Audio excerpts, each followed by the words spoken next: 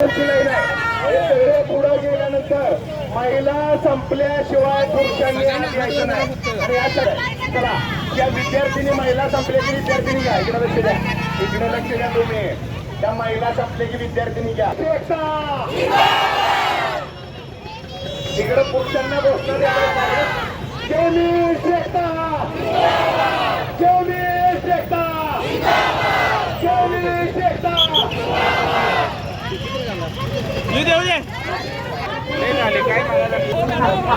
बंद करा, बंद करा, ऑनलाईन औषध विक्री बंद करा, बंद करा, बंद करा, ऑनलाईन औषध करा.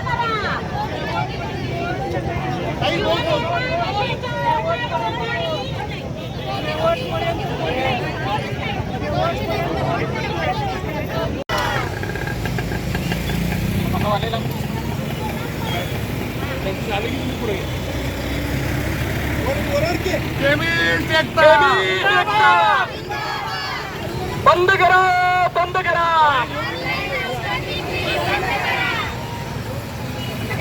आपला केमिस्ट, आपला केमिस्ट, आपला जवळचा मित्र, आपला केमिस्ट. त्याला हलवू नको म्हणा. केमिस्ट एकता. ऑनलाईन औषध विक्री बंद. ऑनलाईन औषध विक्री बंद. ऑनलाईन विक्रीचा निषेध. ऑनलाईन विक्रीचा निषेध. ऑनलाईन विक्री होय होय, सगळं मेडिकल आज बंद आहे. ऑनलाईन विक्री बंद करा.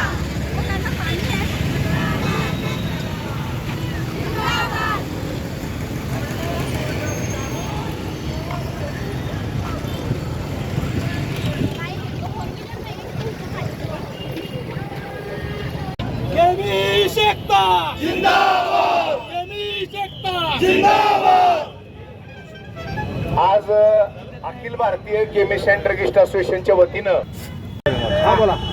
अखिल भारतीय औषध विक्रेता संघ आणि महाराष्ट्र राज्य केमिस्ट असोसिएशन ह्यांनी जो पुकारलेला बंद होता, आमचे राज्याचे आणि देशाचे अध्यक्ष आदरणीय जगन्नाथराव शिंदे यांनी जे आवाहन केलं होतं, ह्या नशेखोरीची औषधं जी ऑनलाईनवर मिळतात, गर्भपाताची जी औषधं ऑनलाईनवर मिळतात आणि सामान्य व्यापाराचं जे नुकसान होतं आहे, त्या नुकसानीला या लोकांचा प्रचंड विरोध आहे. या सांगलीच्या मोर्चामध्ये हजारो महिला आणि हजारो पुरुष, जवळजवळ 4200 पेक्षा जास्त संख्येनं केमिस्ट समाज सांगलीच्या रस्त्यावर उतरलेला आहे. आता तरी किमान केंद्र शासनाने या गोष्टीची दखल घ्यावी आणि न्याय द्यावा, एवढीच कडकडीची विनंती आहे. माझंही म्हणणं होतं, एक खासदार म्हणून, लोकप्रतिनिधी म्हणून मला ऑनलाईन ऑर्डर करता यावं असं मलाही वाटतंय. मात्र तुम्ही जे समजून सांगितलं की ऑनलाईन ऑर्डर करताना माझ्या दुकानात करा.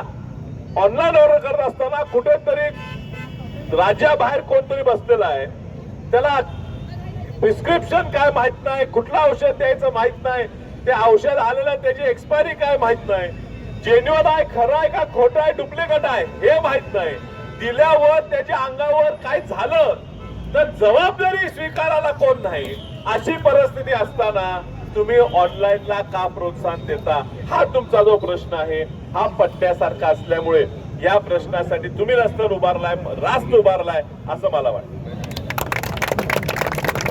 आणि म्हणून तुमच्या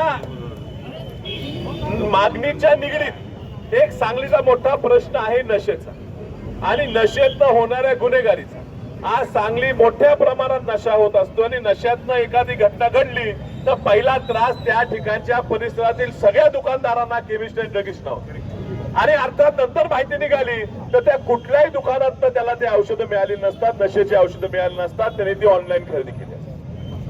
ऑनलाईन नशेचे औषधं देत असताना कुठलीही प्रिस्क्रिप्शन बघितली जात नाही. बोगस कोणतरी तो डॉक्टर बसतो, खरोखर डॉक्टर आहे का, तो पॉन्झी स्कीम आहे का खोटा आहे हे सुद्धा त्या ठिकाणी माहित नसते. औषध दिली जातात. आज प्रेग्नन्सी टर्मिनेट करण्यासाठी सुद्धा आज ऑनलाईन आज या ठिकाणी औषधं मिळतात. ह्याला कुठलाही कंट्रोल राहिलेला नाही. कुठल्या तरी औषध कंपन्या मोठ्या व्हाव्यात म्हणून आज असोसिएशनचं काहीतरी होईल, आज आमच्या दुकानाचं काहीतरी होईल, पण आज जर कंट्रोल केला नाही तर जनता कुठे जाणार, त्यांना खूप मोठं नुकसान होणार. हे माध्यम आहे, केमिस्ट ड्रगिस्ट एक माध्यम आहे, कंट्रोल होतो. एखादा चुकून, आणि घडलेली घटना आहे, एखादा चुकून डॉक्टर सुद्धा औषध प्रिस्क्रिप्शन चुकून दिला, आपल्या ड्रगिस्ट आणि केमिस्टला आपली परिस्थिती माहित असते. असं झालेलं आहे, एखाद्या पेशंटला गोळी लिहून दिली आणि मग केमिस्टनी सांगितलं, अरे बाबा तुला हे दुसरं अडचण आहे, तू ही पण गोळी घेतोस, ही गोळी तुला चालणार नाही, डॉक्टरांकडनं बदलून आण. हे पण सांगायचं काम आज तो केमिस्ट करतो.